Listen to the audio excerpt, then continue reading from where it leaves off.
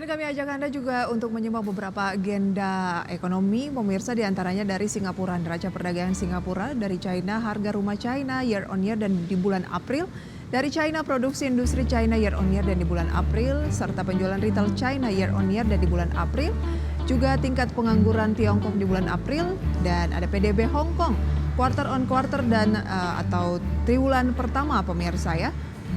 Dan dari Malaysia, PDB Malaysia year on year dan juga triwulan pertama.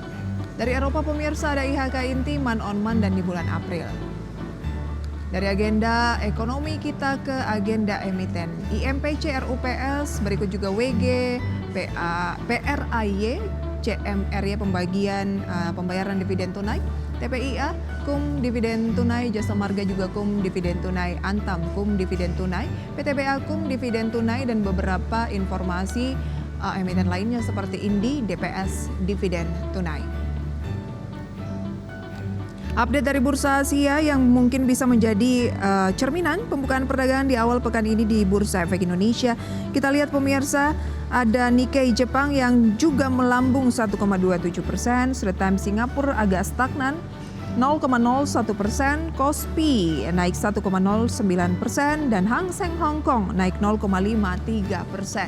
Sejauh mana akan menjadi katalis penopang juga indeks harga saham gabungan di awal pekan ini, di mana merupakan minggu yang pendek, pemirsa ya, karena Kamis dan Jumat akan ada libur Waisak. Oke, kita akan berbincang pada pagi hari ini bersama dengan Mas Raka Juniko, Research Analis MNC Sekuritas. Pagi Mas Raka. Halo, selamat pagi juga Mbak Prisa. Terima kasih sudah join Mas Raka. Gimana nih melihat peluang setelah Wall Street, khususnya Dow Jones Industrial Average akhirnya break di atas 40.000, level tertinggi sepanjang sejarahnya gitu ya. Kemudian diikuti dengan Bursa Asia, rata-rata hari ini bergerak di teritori positif seperti Nikkei Jepang, Kospi Korea, Hang Seng Hong Kong. Indeks harga saham gabungan kita kemudian kira-kira arahnya mau kemana nih? Karena kita agak-agak tersendat dengan minggu yang pendek ya. Oke, baik ya. Memang kalau kita cermati Dow Jones kemarin pekan ini cukup menyentuh level all-time high-nya ya. Dan ini memang sejalan dengan ISG yang cenderung menguat juga pada minggu kemarin. Namun kalau kita cermati memang untuk kedepannya kami melihat untuk ISG setidaknya untuk secara rasionalnya ini harus cenderung untuk melemah terlebih dahulu untuk menguji ataupun menutup gap, ada gap down yang terjadi di level 7.192. Namun mungkin untuk secara short termnya ini masih ada possibility untuk ISG kita bisa menguat, dan memang salah satunya ini didukung oleh adanya momentum dari bursa luar ataupun eksternal seperti Asia, yang dimana kalau pada pagi hari ini kita lihat mengalami penguatan gitu Mbak. 7.192 itu adalah gap down yang seharusnya diisi dulu oleh indeks harga saham gabungan, karena sepanjang pekan yang lalu IHSG ini muatnya cukup signifikan ya, sekitar 3%, langsung ke 7.300-an seperti itu ya. Iya, begitu Mbak. Oke. Net foreign buy, net foreign sell, peluangnya akan seperti apa ketika Wall Street sendiri itu agak berapi-api ya, melihat peluang The Fed akan kembali menurunkan suku bunga kemungkinan di bulan September. Ada pelonggaran moneter lah menurutnya, sekitar 70% pelaku pasar mengekspektasikan akan ada pemotongan suku bunga di bulan September. Itu akan ngaruh nggak ya ke net foreign buy atau sell di pasar domestik kita yang kemungkinan akan kembali ke negara asalnya, ke Amerika, atau bagaimana? Oke, baik. Kalau kita cermati memang saat ini pasar sedang mengantisipasi kemungkinan The Fed untuk melakukan rate cut pada bulan September. Namun kami melihat untuk investor asing ini nampaknya akan lebih cenderung untuk membeli obligasi ya, dibandingkan nanti kepastian pada sahamnya. Lalu ketika nantinya investor ini sudah berhasil untuk akumulasi di obligasi dan itu dirasa cukup, nampaknya hal tersebut nanti akan memberikan domino effect kepada saham. Hal ini terlihat di mana kalau kita cermati pada secara year to date untuk SBN itu sendiri memang akan lebih cenderung untuk akumulasi net buy-nya ini akan cenderung terbatas, dan nantinya untuk investor asing masih akan cenderung untuk obligasi untuk korporasi ya nampaknya. Hal ini juga berdasarkan return dari ataupun berdasarkan kinerja dari historical sebelum-sebelumnya, di mana biasanya untuk The Fed ini kalau misalkan melakukan rate cut untuk yang lebih resiliensi itu adalah dari pertama dari obligasi korporasi, lalu selanjutnya akan diikuti oleh saham ya tentunya Mbak. Jadi kami melihat untuk ke depannya untuk IHSG ini memang kalau kita lihat secara year to date ini tipis sekali net sale-nya masih di bawah 1 triliun. Namun pada akhir tahun nanti sepertinya IHSG masih akan cenderung untuk mencatatkan net buy, Mbak. Oh, oke. Kalau kita melihat net foreign sale di pekan yang lalu memang IHSG-nya naik 3% ya ke 7.300-an, tetapi net sale-nya tercatat masih 512 miliar rupiah. Anda katakan tadi tidak sampai 1 triliun, setengahnya gitu ya. Berarti meskipun sale ini sebenarnya cukup positif ya, karena sale-nya tidak terlalu signifikan mungkin dibandingkan dengan pekan-pekan sebelumnya. Seperti itu Mas Raka. Iya, karena kalau kita lihat memang sepanjang dari Januari hingga April ini IHSG kita mencatatkan net buy sekitar mungkin 24 triliun ya. Namun hal tersebut ini langsung dikuras ataupun hilang begitu di bulan April dan Mei, di mana akhirnya pada minggu lalu ya ini IHSG kita mencatatkan net sell. Namun net sell-nya itu hanya terbatas sehingga sampai angka 1,5 triliun. Sementara penguatan IHSG pada pekan lalu ini membawa dua penguatan IHSG kemarin ini cukup membawa dampak net buy, sehingga kami melihat pasar ini nampaknya IHSG kami coba terlebih dahulu untuk pullback ya setelah mengalami koreksi yang cukup signifikan, dan memang hal tersebut ini diikuti oleh masuknya investor asing kembali, begitu Mbak. Baik, jadi Anda melihat peluang dari IHSG 7.300 di awal pekan ini ada kemungkinan akan pullback dulu, artinya turun dulu mengisi gap tadi ya 7.190-an, baru kemungkinan net foreign buy asing akan masuk kembali. Seperti itu?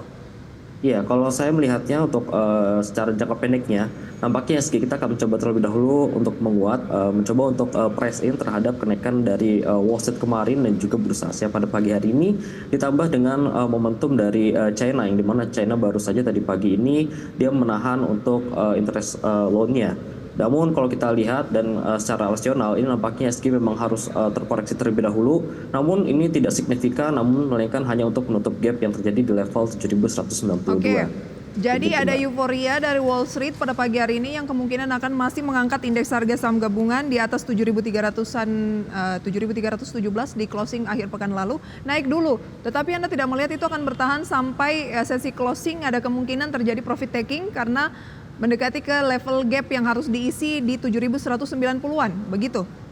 Iya, saya melihatnya ada potensi dari profit taking ya, terutama dari sejumlah aksi korporasi perusahaan-perusahaan yang dimana hari ini ada dividen, begitu Mbak. Oke. Nah, di Wall Street yang menguat paling signifikan adalah sektor energi, dan kami lihat bahwa memang energi ada kenaikan sekitar 1% di akhir pekan lalu. Peluangnya seperti apa di dalam negeri dengan kondisi indeks harga saham gabungan yang Anda katakan akan menguat dulu tetapi akan tetap mengisi gap yang terjadi di pekan lalu? Dan strategi apa yang harus dilakukan? Oke, memang kalau kita lihat penguatan-penguatan kemarin ini masih didominasi oleh saham-saham terutama dari emas, ada dari oil, ada dari coal, batu bara. Namun untuk secara short term ini kami melihat untuk saham-saham yang memiliki ataupun berkorelasi ya dengan nikel ini nampaknya akan diuntungkan. Dan memang kalau kita lihat untuk share price-nya ataupun price performance-nya ini masih cenderung lagging ya. Namun untuk kedepannya secara jangka panjang ini masih tetap untuk saham yang menarik menurut kami adalah dari batu bara, Mbak. Oke, jadi minyak kan naik 1% di tengah harapan permintaan di akhir pekan lalu. Kemudian, tapi Anda melihat kalau bicara komoditas lebih ke batu baranya ya? Iya begitu Mbak, karena memang kalau kita lihat penguatan batu bara yang terjadi saat ini itu didominasi oleh China, yang dimana ini defisit untuk produksi batu baranya. Sementara itu kalau kita lihat pada akhir pekan lalu ini Xi Jinping dia mencoba untuk kembali meluncurkan berbagai stimulus untuk pasar properti, seperti ada pengurangan down payment dan lain-lainnya. Dan semoga saja untuk stimulus tersebut ini nampaknya dapat melakukan ataupun dapat memberikan efek recovery pada pasar properti China. Apabila nantinya pasar properti China ini berhasil pulih ditambah dengan industrial production yang mulai naik dibandingkan dengan tahun sebelumnya, ini tentu akan memberikan domino efek terhadap beberapa output komoditas unggulan yang ada di tanah air kita seperti batu bara. Begitu, Baik. Mbak. Jadi stimulus ke sektor propertinya akan mendorong permintaan ke sektor batubara domestik, karena kan penjualan terbesar kita juga termasuk ekspor kita untuk batubara ke China. Kalau ekonomi mereka kembali bergeliat, permintaan akan komoditas batubara ini akan meningkat dan mendrive batubara lokal begitu ya, emiten-emiten batubara kita. Iya begitu Mbak. Oke, Anda Iya. lebih melihat menarik mencermati batu bara atau properti? Atau kalau properti nggak akan terlalu berdampak ke properti domestik kita, tapi kalau batu bara ya ada dampaknya. Bagaimana antara dua sektor ini, batu bara dan properti?